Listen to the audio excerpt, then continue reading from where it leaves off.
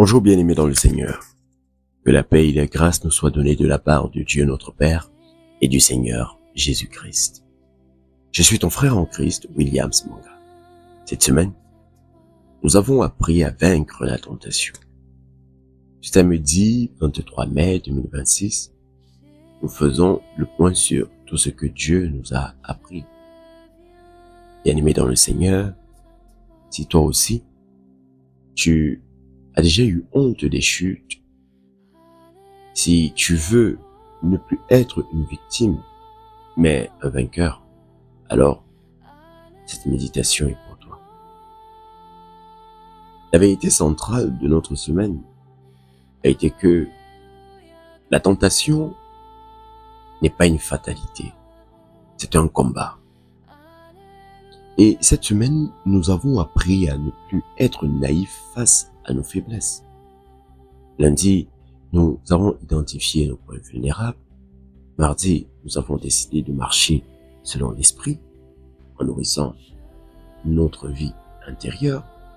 Mercredi, nous avons renouvelé notre intelligence contre les influences toxiques.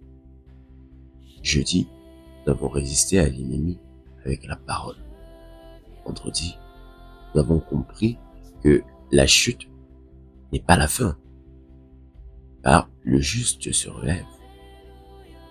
Ainsi, la tentation, nous l'avons vu, n'est pas une condamnation, c'est une invitation à la vigilance et à la grâce. Voilà. Donc, bien-aimés, reprenons ensemble, jour après jour, ce que Dieu nous a révélé. Lundi, nous avons médité dans le livre de 1 Corinthiens, chapitre 10, verset 12, où nous avons vu pourquoi nous devons connaître nos points faibles. En effet, la parole disait que celui qui croit être debout prenne garde de tomber.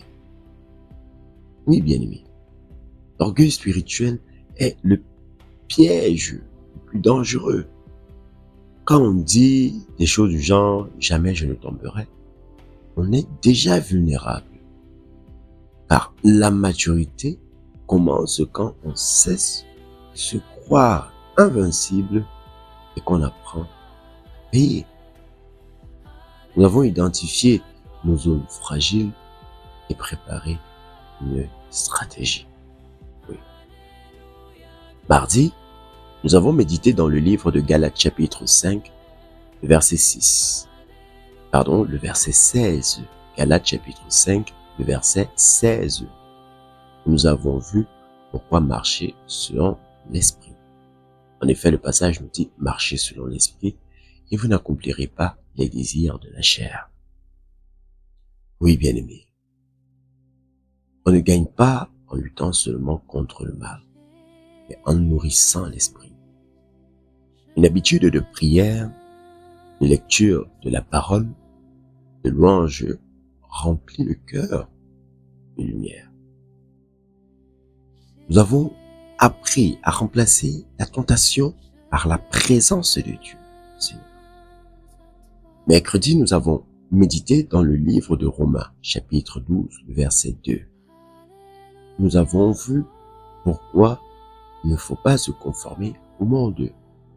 En effet, le passage nous disait que ne vous conformez pas au siècle présent, mais soyez transformés par le renouvellement de l'intelligence. On a vu que ce que tu regardes, ce que tu écoutes, ce que tu répètes, te modèle. Donc, petit à petit, le monde normalise des choses que Dieu appelle ténèbres. Nous avons coupé des influences malsaines à ce niveau et renouvelé notre intelligence donc par la parole. Jeudi, nous avons médité dans le livre de Jacques, chapitre 4, le verset 7. Nous avons vu pourquoi résister au diable est important. En effet, la parole nous disait que résistez au diable et il fuira loin de vous. Donc oui, il ne faut pas discuter avec la tentation attentive. Il ne faut pas la caresser, non plus l'écouter. il faut résister immédiatement avec la parole de Dieu et l'ennemi s'enfuira. Nous avons mémorisé à ce niveau un verset où notre combat spirituel et nous l'avons brandi comme une épée. Vendredi, nous avons médité dans le livre de Proverbes, chapitre 24, le verset 16, où nous avons vu pourquoi se relever après une chute importante. En effet, le passage nous disait, cette fois le juste tombe et il se relève. Donc, on a pu voir à ce niveau que la chute n'est pas la fin. La honte, très souvent, veut te garder au sol, mais la grâce te tend la main. Alors, relève-toi, confesse et reçois le pardon. Et au final, repars, continue cette marche. Le juste, il faut le savoir, n'est pas celui qui ne tombe jamais, mais celui qui refuse de rester loin du Père. Donc, bien-aimés, quelles sont les vérités? Les 5 vérités d'ailleurs, à graver et à garder pour toujours, pour ce qui concerne cette semaine. La première vérité, c'est que, bien-aimé, il faut connaître ta faiblesse. Oui. En effet, ne dis jamais je ne tomberai. Il faut veiller. C'est très très important. La deuxième vérité, c'est que nous devons marcher selon l'esprit. En effet, bien-aimé, remplace le mal par la présence de Dieu. Donc, allume la lumière. Ne combat pas les ténèbres. La troisième vérité, c'est que nous devons renouveler notre intelligence. Donc, à ce niveau, bien-aimé, il faut couper les influences qui normalisent le péché. Et c'est important. Oui. La quatrième vérité, c'est que il faut résister sans discuter avec la parole de Dieu. Donc, à ce niveau, on verra que l'ennemi fuira devant l'épée de l'esprit à chaque fois. Oui. Et la cinquième vérité, c'est que, bien-aimé, relève-toi par la grâce. Oui, nous devons nous relever par la grâce. Car une chute n'est jamais définitive quand on revient à Dieu. Voilà. On revient à Dieu, ce n'est jamais définitif. Donc, qu'est-ce qui changera concrètement dans notre vie quotidienne après cette semaine de méditation? Donc, cela sous plusieurs aspects. L'aspect numéro 1, déjà, c'est, bien aimé, quand nous sentirons l'orgueil monter. Du genre, on se dit, je tiendrai. Comment réagirons? On verra que, au lieu de nous reposer sur nos forces, nous prierons. Nous dirons, Seigneur, garde-moi. Je suis fragile, garde-moi. Nous surveillerons nos angles morts. Donc, concrètement, après une victoire, bien-aimé, reste vigilant. C'est souvent juste après qu'on tombe et il faut faire attention. L'aspect numéro 2, c'est quand nous ressentirons une tentation. Que ferons-nous au lieu de négocier? On verra que au lieu de laisser l'idée tourner dans notre tête, nous détournerons notre attention vers Dieu. Nous lirons directement un verset, nous chanterons un cantique ou encore nous prierons. Donc concrètement, bien aimé, dès que une pensée malsaine arrive, saisis ta Bible ou ton téléphone pour lire un passage. C'est très important. Donc, le principe ici, c'est qu'il faut changer directement de focus. Oui. Donc, tu changes de focus et tout. Le chapitre 3, l'aspect numéro 3, pardon, c'est quand nous ferons des contenus mondains. Comment les traiterons-nous? On verra que au lieu de les consommer passivement, nous poserons la question, est-ce que cela me rapproche de Dieu ou m'en éloigne? Si cela m'éloigne, alors il est nécessaire de couper. Oui. Donc concrètement, bien aimé, il faut faire un tri dans tes abonnements, tes applications, tes playlists, ta musique. Ce qui ne nourrit pas ta lumière, alors il faut le supprimer. Très important.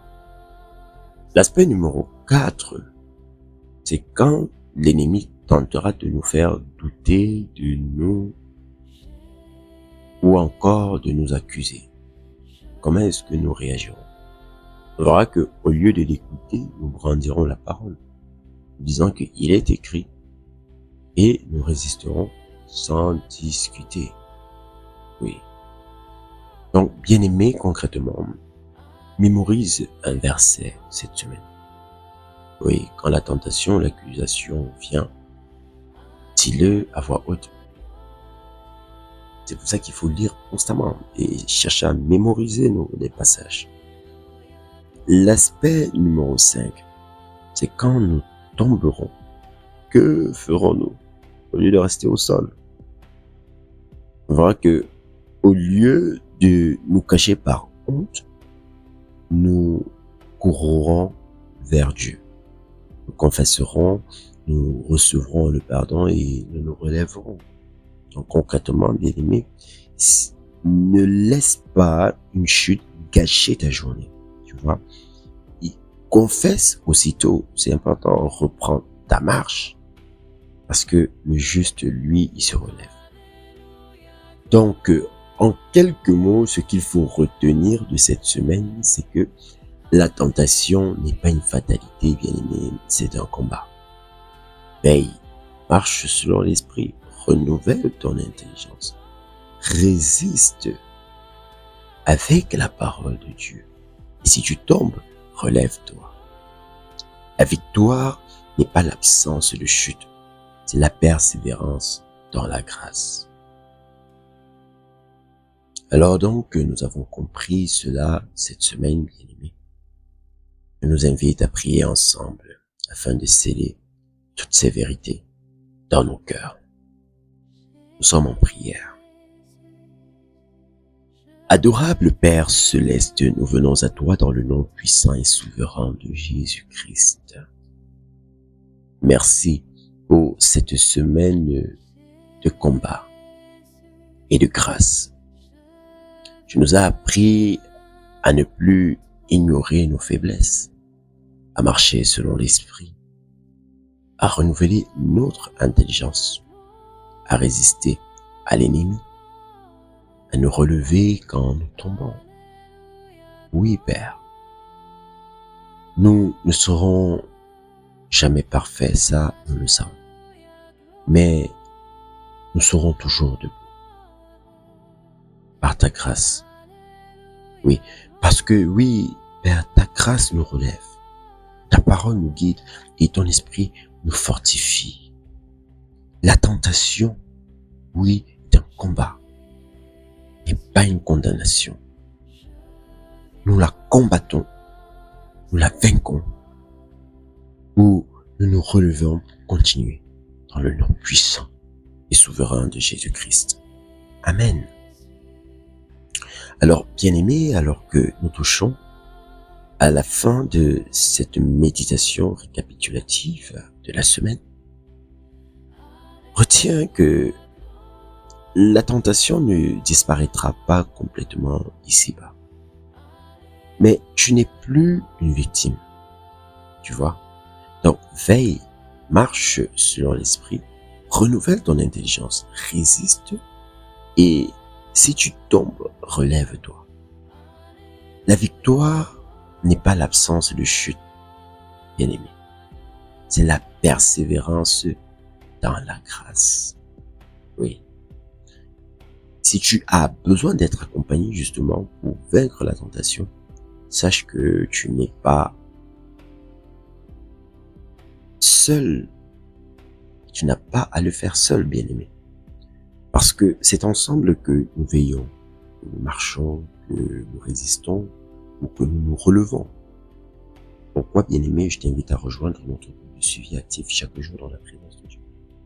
Tous les liens sont en description. Et dis-moi en commentaire ce que tu auras compris de cette semaine et comment cela t'a aidé, bien. N'oublie pas, ton témoignage peut aider quelqu'un qui vit exactement la même doute. Donc, que Dieu nous fortifie. On se dit à demain pour un nouvel enseignement, un nouveau thème, oui, dans la présence de Dieu, bien. Amen, amen, amen.